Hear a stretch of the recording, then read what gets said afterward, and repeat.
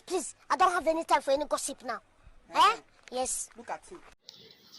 Hi guys, welcome to HOD Media. You're welcome back again. So we're just going to go straight to the point today. We're talking about Pastor David Ibiyomie of Salvation Ministries. You know, he bashed white garment churches this time, or make una just help us. So, because we don't know which we go dance to this, which kind of dance we go dance to this again now.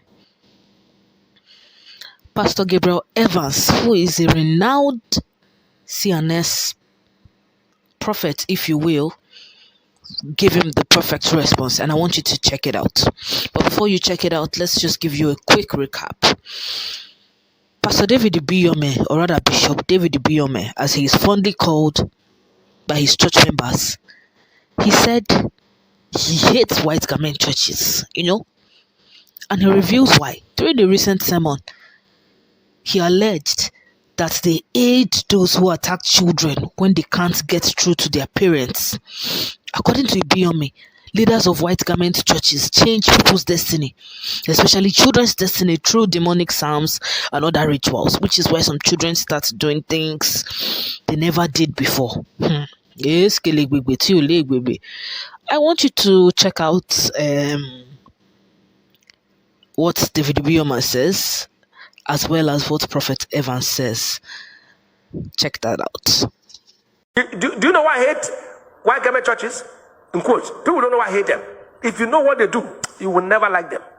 They can take your own child name, son name, and put inside a bottle of gin and make incantations. Say, this boy, as this gin is, that's how the boy will be drinking. Ask them, they do it. All these celestial prophets. They will take the name of somebody and put inside kakai, hot drink. And then they will read all those demonic psalms. Read them, and then the boy will just like this. As I give you a bottle of schnapp. Boy was not drinking before. At that I say, Satan, take your hands off. Now stand as your own pastor. Any child under you held down by the devil, I command them, in the name of Jesus. By the blood of the covenant, they'll be free right now. He said, wherefore? Look. And certain people have called me to ask what my opinion is. Initially, I didn't want to talk about this man called David Ibiyomie. By age, you will be 60-something, if I'm not mistaken. It only means we are within the same age bracket, if I will count very well. I don't know whether you enjoy the grace of God at the level at which you are, or it is some of those things that you people do that we know, that we don't want to talk about. I don't want to talk about the things you people do. I don't want to talk about it. And I think from your experience as a church leader over some decades, you've seen a lot of Pentecostal churches doing a whole lot of terrible things. And I don't think there was a time any white garment church came out to condemn them, to abuse them, or to do something. There are certain people who go into their DM and talk to them. It doesn't matter which denomination they belong, to correct them and say these narratives are wrong. But the word he used, the GO David Ibiyomie, the word he used, I hate, shouldn't be coming from you. Let me give this to you. I think, put me in bracket, I think you are a GO of repute at your level. And hearing your followers, hearing you saying you use the word I hate, I don't think that is reasonable for a church leader to speak derogatorily about another denomination.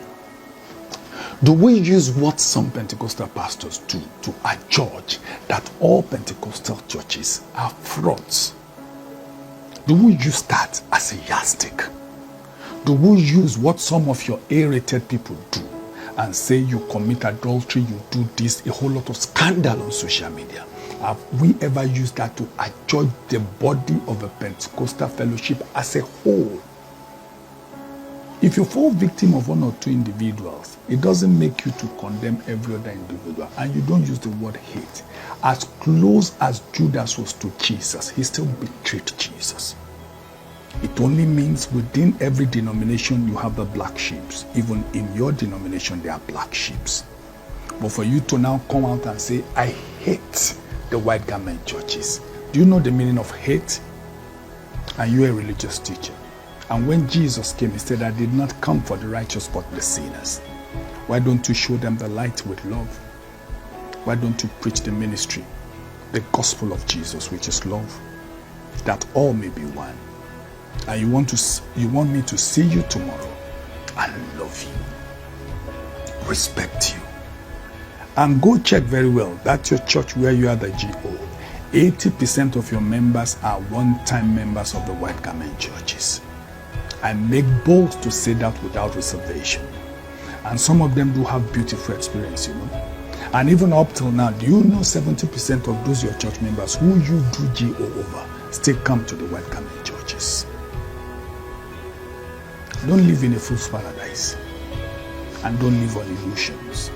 And if you're in a glass house, you don't throw stones. Celestial Church of Christ and all white garment churches belongs to Jesus. Our fathers came from Africa.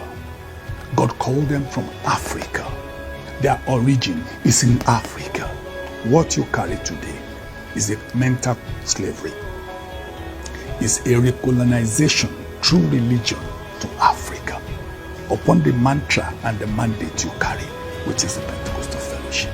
All white garment churches, CAC Church of the Lord, Zion, CNS, and Celestial Church of Christ. Our fathers are deep-rooted Africans who were called by Jesus, and through them God did wrought many miracles attested to all over the world. And today those churches are still waxing stronger. Don't forget Acts of Apostles at the Council of Jerusalem. He said, if this is of men, it will perish. If it was of God, don't let us see you coming against God. And you know we know what you guys do. Don't forget we know. Deeper things you do. I don't want to go into that. But time is going to tell. Don't forget, we know. But as a leader, as a church leader, as somebody who a lot of people look up to, I think you should be careful about the things you say, about the speech you give out on social media or on other platforms. And the word hate is not of God. And I think you will deserve an apology from you. I know you don't care, but don't worry, sooner than you expect. Those things you people do that we know will come into the open. But don't forget the motto of Khan, that all may be one. White garment churches belong to Jesus. On the mandate of Jesus we stand. On the covenant of Calvary we stand. And on the mantle of Trinity we stand. Irrespective of whatever anybody says, we stand on that mandate. And we'll continue to talk about it. So everybody, and those who know David Ibiyomie, tell him there are certain red lines you don't cross. And I think you just crossed one. Don't forget, no matter how big you are, God is bigger than everybody. God bless you. And although, see, at this point, I don't even have anything to say. Because all I know is that CAC, Celestial Church of Christ, Cherubim and Seraphim Church, these three churches are African indigenous churches that God sent Africans through in Nigeria. And those churches are spiritual churches, regardless of the nonsense that's going on. There are some fake people in David Ibiyomie's church. Does that make David Ibiyomie fake? That's left to him and God. But what he did right there is what you call the fallacy of hasty generalization, whereby you pack an entire group of people and you put them into a box. It's just like the way we Niger people, we go out to different countries.